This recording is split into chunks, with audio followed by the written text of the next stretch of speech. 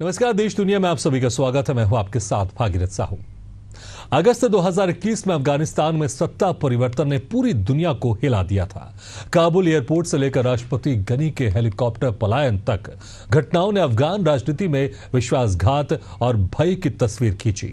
अमेरिकी सेना की वापसी के बाद तालिबान ने तेजी से कब्जा जमाया और इस्लामी अमीरात की घोषणा की। 4 साल में महिलाओं की शिक्षा, रोजगार और स्वतंत्रता पूरी तरह खत्म हो गई। सार्वजनिक सजाओं, मीडिया दमन और भय का माहौल कायम है। विदेशी मदद रुकने से आर्थिक संकट और भुखमरी बढ़ी। आधी आबादी कुपोषण के खतरे में है। अंतर्राष्ट्रीय मान्यता न मिलने से देश अलग थलग है।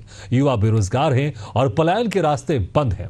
तालिबान शासन के 4 साल अफगानिस्तान को स्थिर करने के बजाय और गहरे अंधकार में धकेल चुके हैं। देखिए एक खास रिपोर्ट।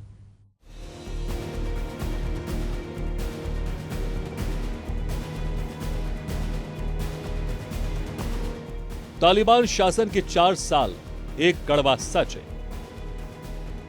अगस्त 2021 का वो दिन आज भी अफगान जनता की यादों में जिंदा है। काबुल एयरपोर्ट पर हजारों लोग तालिबान के डर से भागने के लिए बेताब थे। कुछ ने अमेरिकी सैन्य विमानों के पहियों और दरवाजों से लटककर देश छोड़ने की कोशिश की। आसमान में उड़ते विमान से गिरते हुए लोगों के दृश्य पूरी दुनिया को हिला गए। 4 साल बाद भी ये तस्वीर उस भय और असहायता का प्रतीक बनी हुई है जिसमें अफगान जनता खुद को फंसा हुआ महसूस करती है।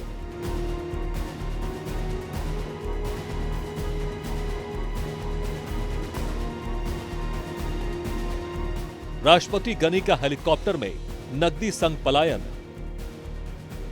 15 अगस्त 2021 को राष्ट्रपति अशरफ गनी अचानक देश छोड़कर भाग गए। रूस के दूतावास ने आरोप लगाया कि वो 4 कारों और एक हेलीकॉप्टर में नकदी भरकर गए, इतने कि कुछ नोट रनवे पर ही छूट गए। गनी ने इन आरोपों को खारिज करते हुए कहा कि वो केवल कपड़े और निजी सामान लेकर निकले। 4 साल बाद भी इस भागने की कहानी अफगान राजनीति में विश्वासघात और नेतृत्व संकट का सबसे बड़ा उदाहरण मानी जाती है। तालिबान का तेज कब्जा और सत्ता की वापसी। अमेरिका और नाटो सेनाओं की वापसी के ऐलान के बाद तालिबान ने पूरे देश में तेजी से बढ़त बनाई। सरकारी सेना ने कई जगह बिना लड़े आत्मसमर्पण कर दिया। 15 अगस्त 2021 को तालिबान काबुल में दाखिल हुआ और इस्लामी अमीरात की घोषणा कर दी। सत्ता पर वापसी इतनी तेज थी कि अफगान प्रशासन और जनता दोनों स्तब्ध रह गए। आज 4 साल बाद तालिबान का शासन पूरी तरह जड़ें जमा चुका है, लेकिन उम्मीदों से उलट हालात सुधरने की बजाय और बिगड़े हैं।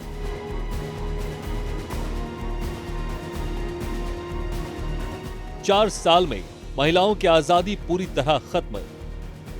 तालिबान के शासन ने महिलाओं के अधिकारों को सबसे ज्यादा चोट पहुंचाई। स्कूल, कॉलेज और विश्वविद्यालयों में लड़कियों का प्रवेश पूरी तरह रोक दिया गया। ब्यूटी पार्लर, पार्क और सार्वजनिक जगहों पर महिलाओं का आना जाना प्रतिबंधित कर दिया गया। बिना पुरुष संरक्षक के घर से निकलना नामुमकिन हो गया।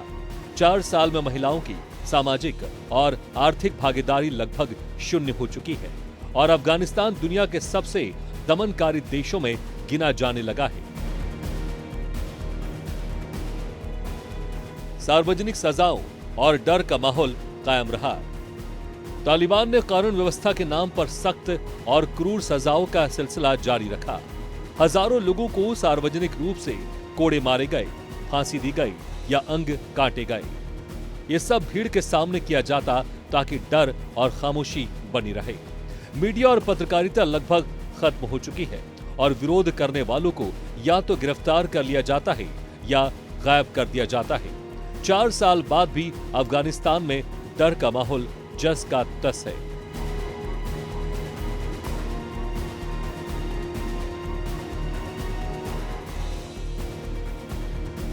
आर्थिक संकट और भुखमरी की मार लगातार बढ़ी। विदेशी मदद बंद होने और प्रतिबंधों के चलते अफगानिस्तान की अर्थव्यवस्था बुरी तरह चरमरा गई। बैंकों में पैसों की किल्लत, बेरोजगारी और महंगाई आसमान छू गई।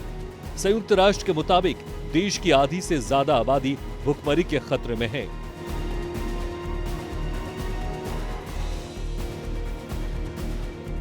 4 साल बाद भविष्य अब भी अंधकारमय। हजारों परिवार रोजाना पेट भरने के लिए संघर्ष कर रहे हैं। कुछ अपने बच्चों को बेचने तक मजबूर हो गए। 4 साल में आर्थिक सुधार के कोई ठोस संकेत नहीं मिले, बल्कि हालात और बिगड़े हैं। तालिबान के 4 साल पूरे होने के बावजूद अंतर्राष्ट्रीय स्तर पर उनकी मान्यता नहीं मिली। देश वैश्विक आर्थिक तंगी से कट चुका है। निवेश और व्यापार ठप है। युवा पीढ़ी के पास न शिक्षा है, न रोजगार के अवसर। जो लोग विदेश भागना चाहते हैं, उनके लिए सीमाएं बंद हैं। 4 साल का ये सफर अफगानिस्तान को स्थिरता देने के बजाय और अस्थिर बना गया, और आने वाला समय भी उम्मीद से ज्यादा खतरनाक नजर आ रहा है।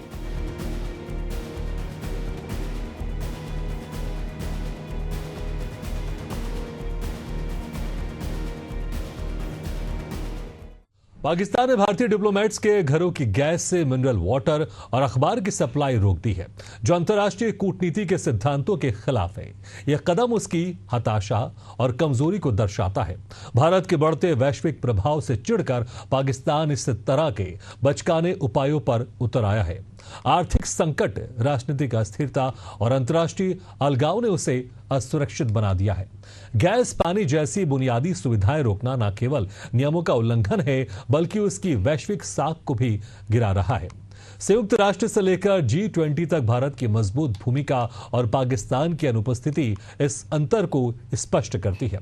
भारत पर इसका कोई खास असर नहीं पड़ा, बल्कि ये घटना उसकी आत्मनिर्भरता और मजबूती को और उजागर कर गई, जबकि पाकिस्तान की छवि और कमजोर हुई है। देखिए एक खास रिपोर्ट।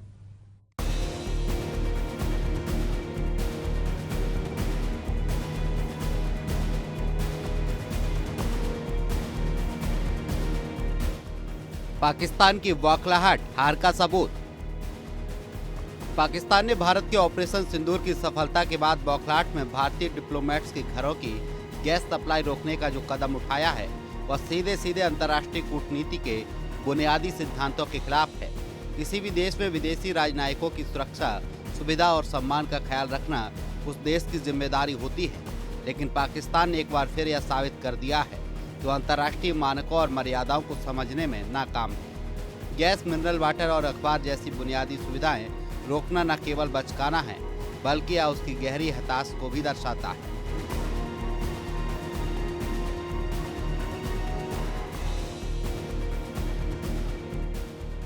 भारतीय कूटनीति के सामने पाकिस्तान की हताशा। भारतीय डिप्लोमेट्स हमेशा संयमित और प्रोफेशनल व्यवहार के लिए जाने जाते हैं।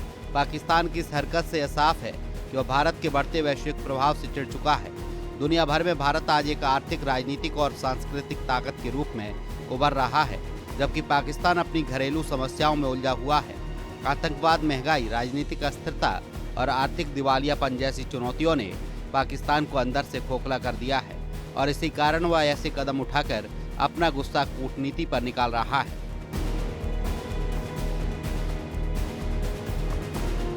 गैस, पानी, अखबार बंद करना कमजोरी की निशानी। गैस सिलेंडर, मिनरल वाटर और अखबार जैसी चीजें किसी भी सामान्य नागरिक की तरह राजनयिकों की भी बुनियादी जरूरत होती है। पाकिस्तान ने जब इन्हें रोकने का आदेश दिया तो यह दुनिया को एक संदेश दे गया कि उसकी नीति अब तर्कसंगत नहीं रही। यह किसी ताकतवर देश का व्यवहार नहीं है, बल्कि ऐसा कदम एक कमजोर और अस्थिर व्यवस्था ही उठा सकती है। यह कदम अंतर्राष्ट्रीय मीडिया में पाकिस्तान की छवि को और भी खराब करने वाला है, क्योंकि यह प्रतिशोध की जगह दुर्बलता को दर्शाता है।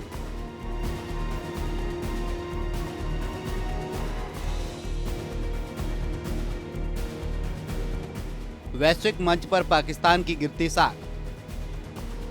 संयुक्त राष्ट्र से लेकर G20 और BRICS जैसे मंचों पर भारत की भूमिका लगातार मजबूत हो रही है। वहीं पाकिस्तान इन मंचों पर या तो न के बराबर मौजूद रहता है या केवल शिकायत करता दिखता है।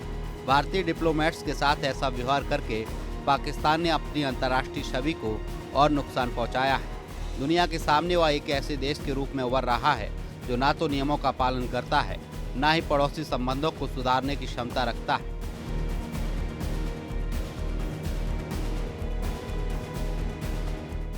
आर्थिक संकट ने पाकिस्तान को किया नाकाम। पाकिस्तान का विदेशी मुद्रा भंडारण घट रहा है, महंगाई चरम पर है और IMF जैसी संस्थाओं से कर्ज लेने के बावजूद स्थिति में कोई सुधार नहीं है। जब किसी देश की आंतरिक स्थिति इतनी खराब होती है तो वह अक्सर अपने नागरिकों और पड़ोसियों पर अनावश्यक दबाव डालकर ध्यान भटकाने की कोशिश करता है। गैस और पानी जैसी बुनियादी चीज़ों की सप्लाई रोकना इसी रणनीति का हिस्सा है, लेकिन यह चाल पाकिस्तान को और शर्मिंदगी में डाल रही है। भारत जैसे बड़े और आत्मनिर्भर देश को ऐसे छोटे कदमों से प्रभावित करना लगभग असंभव है।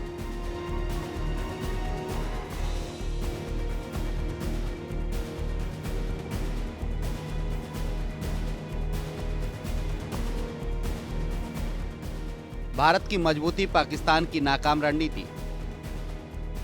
भारत के पास ऊर्जा, पानी और मीडिया तक की स्वतंत्र व्यवस्था है। भारतीय डिप्लोमेट्स ऐसे हालात में भी वैकल्पिक साधनों से अपनी जरूरतें पूरी कर सकते हैं। पाकिस्तान का उद्देश्य भारत को परेशान करना था, लेकिन हुआ उल्टा। इस कदम ने भारत की मजबूती और आत्मनिर्भरता को दुनिया के सामने और साफ कर दिया है। वहीं पाकिस्तान की हरकत उसके कमजोर प्रशासन, कूटनीतिक अक्षमता और नकारात्मक सोच की मिसाल बन गई है।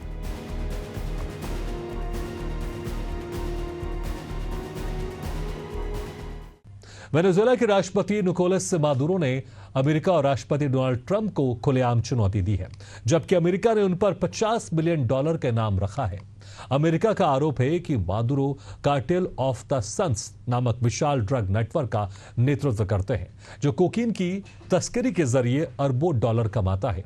अमेरिकी एजेंसियों ने उनकी $700 मिलियन से अधिक की संपत्ति फ्रीज की और 30 टन कोकीन जब्त की है। मादुरो ने इन आरोपों को चुनावी प्रोपेगेंडा बताया और कहा कि वेनेजुएला एक संप्रभु राष्ट्र है। राजनीतिक विश्लेषकों का मानना है कि गिरफ्तारी तभी संभव है जब मादुरो किसी ऐसे देश में जाए जहां अमेरिका कार्रवाई कर सके।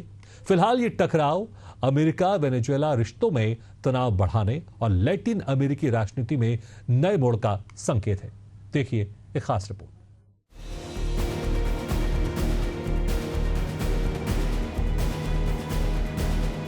वेनेजुएला के राष्ट्रपति की चुनौती, गिरफ्तार करके दिखाओ। वेनेजुएला के राष्ट्रपति निकोलस मादुरो ने अमेरिका और राष्ट्रपति डोनाल्ड ट्रंप को खुली चुनौती दे दी है।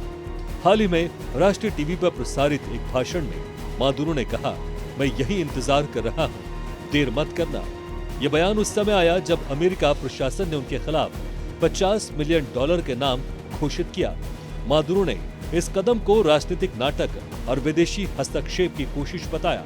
उन्होंने कहा कि वेनेजुएला की सेना, सुरक्षा एजेंसियां और जनता पूरी तरह उनके साथ है और कोई भी विदेशी ताकत उन्हें छू भी नहीं सकती। उनका यह बयान अमेरिका को एक स्पष्ट चेतावनी माना जा रहा है।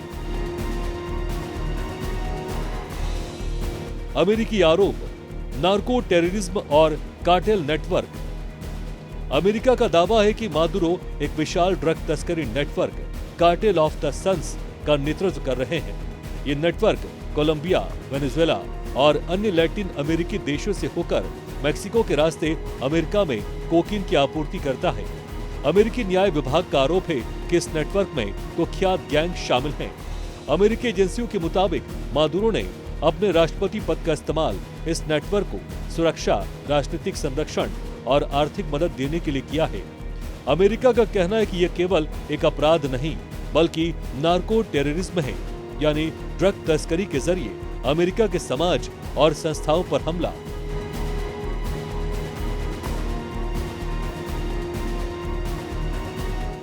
$1 मिलियन का इनाम, बढ़ती रकम का सफर। 2020 में ट्रंप प्रशासन ने मादुरो की गिरफ्तारी के लिए पहली बार इनाम घोषित किया था, जिसकी राशि $15 मिलियन थी। जनवरी 2025 में बाइडेन प्रशासन ने राशि बढ़ाकर $25 मिलियन कर दी, यह कहते हुए कि मादुरो की गतिविधियां अमेरिका की राष्ट्रीय सुरक्षा के लिए गंभीर खतरा है। अगस्त 2025 में ट्रंप की वापसी के बाद यह रकम एक झटके में दोगुनी करके $50 मिलियन कर दी गई। इतनी ही राशि अमेरिका ने कभी ओसामा बिन लादेन के सिर पर रखी थी। अमेरिकी अधिकारियों का कहना है कि इनाम किसी भी व्यक्ति, एजेंसी या देश को दिया जाएगा जो मादुरो की गिरफ्तारी या उनके खिलाफ सजा दिलाने में मदद करेगा।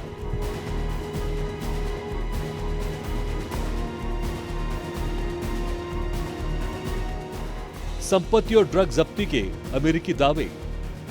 अमेरिकी ड्रग एनफोर्समेंट एडमिनिस्ट्रेशन और ट्रेजरी विभाग का कहना है कि उन्होंने मादुरो और उनके सहयोगियों से जुड़ी $700 मिलियन से अधिक की संपत्ति फ्रीज की है। इसमें 2 निजी जेट, 9 लग्जरी कारें, विदेशों में बैंक खातों में जमा रकम और महंगे अचल संपत्ति शामिल हैं।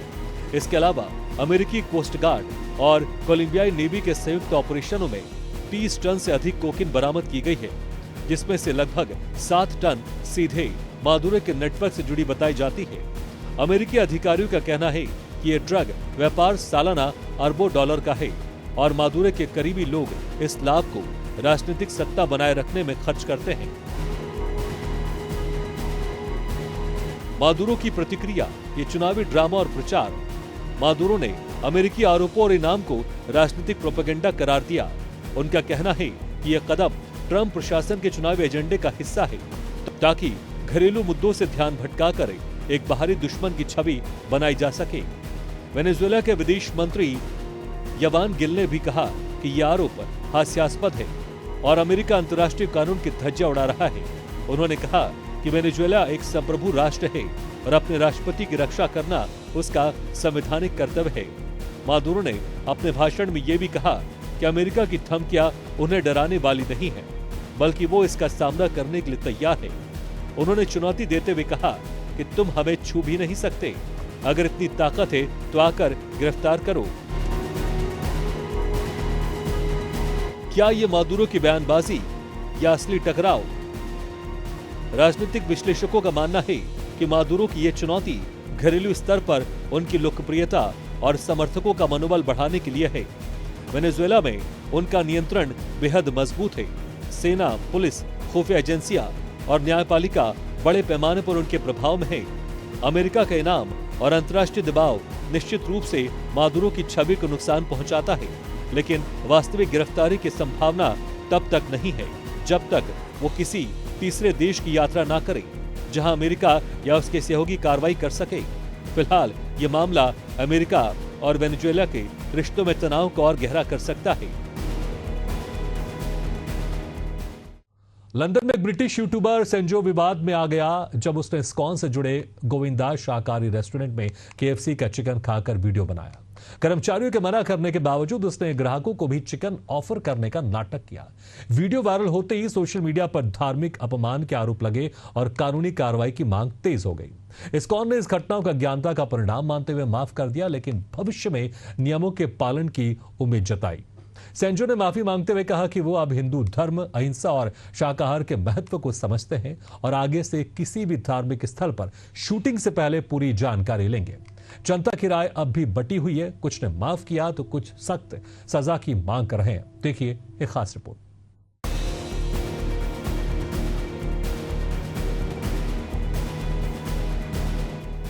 यूट्यूबर सेंजो ने अपनी गलती पर माफी मांगी।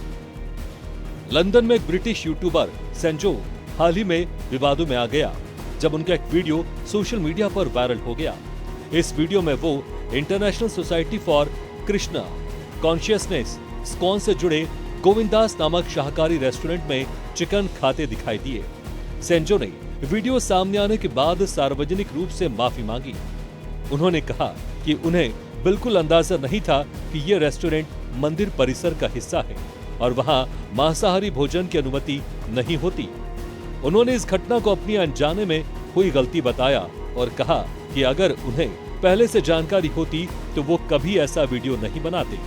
उन्होंने ये भी जोड़ा कि वो समझते हैं कि इस घटना से लोगों की धार्मिक भावनाएं आहत हुई हैं और इसके लिए वो बेहद खेद व्यक्त करते हैं।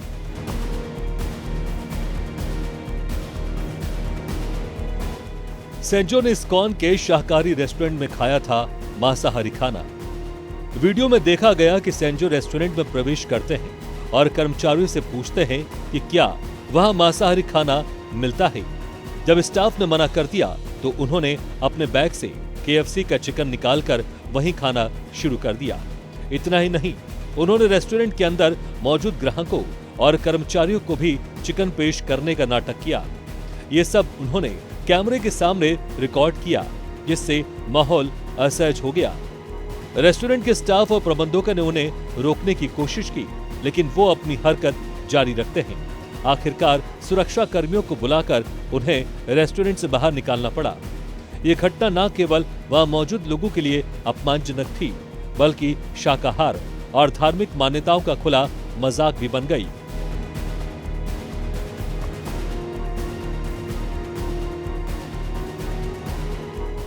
सोशल मीडिया पर यूट्यूबर की हरकत को बताया धार्मिक अपमान।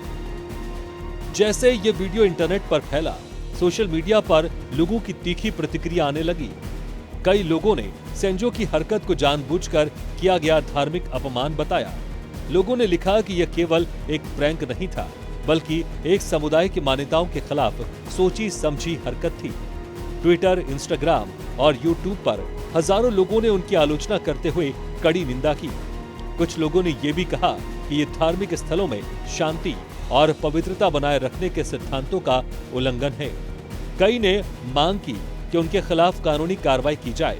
वहीं कुछ लोग ऐसे भी थे जिन्होंने इसे सिर्फ एक मूर्खतापूर्ण मजाक माना, हालांकि उनकी संख्या कम थी।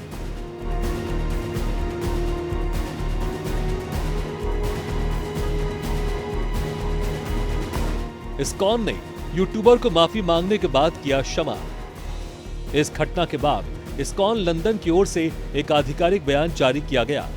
बयान में कहा गया कि वो इस घटना को अज्ञानता का परिणाम मानते हैं और इसमें दुर्घटना की बजाय समझ की कमी देखी गई। संगठन ने कहा कि वो इस यूट्यूबर को क्षमा करते हैं, लेकिन उम्मीद करते हैं कि भविष्य में ऐसे काम ना दोहराए जाएं। इस्कॉन ने यह भी कहा कि उनका उद्देश्य नफरत या विवाद फैलाना नहीं है, बल्कि लोगों को शांति, प्रेम और अहिंसा के मार्ग पर चलाना है। उन्होंने अपने अनुयायियों से अपील की कि इस घटना को व्यक्तिगत प्रतिशोध का कारण ना बनाएं और इसे सीखने का अवसर मानें।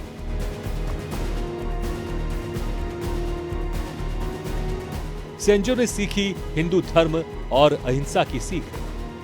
माफी के दौरान सेंजो ने कहा कि इस घटना के बाद उन्होंने हिंदू धर्म, विशेषकर कृष्ण चेतना आंदोलन और उसकी अहिंसा पर आधारित जीवन शैली के बारे में पढ़ाई की है।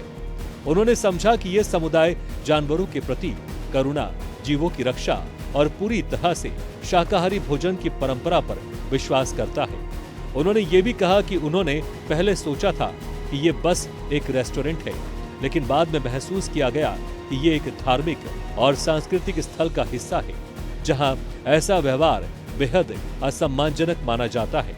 उन्होंने ये वादा किया कि भविष्य में वो किसी भी धार्मिक स्थल पर शूटिंग करने से पहले उसकी परंपराओं और नियमों की पूरी जानकारी लेंगे।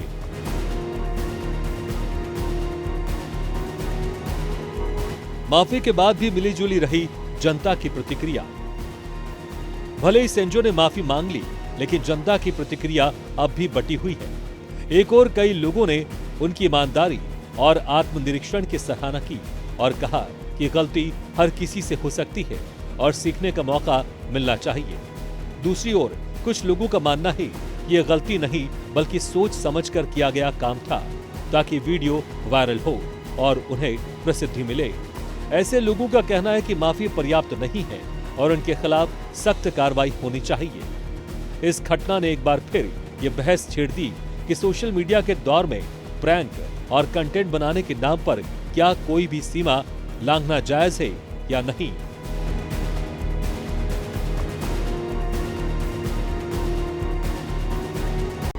इसी के साथ देश दुनिया में फिलहाल इतना, लेकिन खबरों का सिलसिला लगातार जारी। आप देखते रहिए एशियन न्यूज।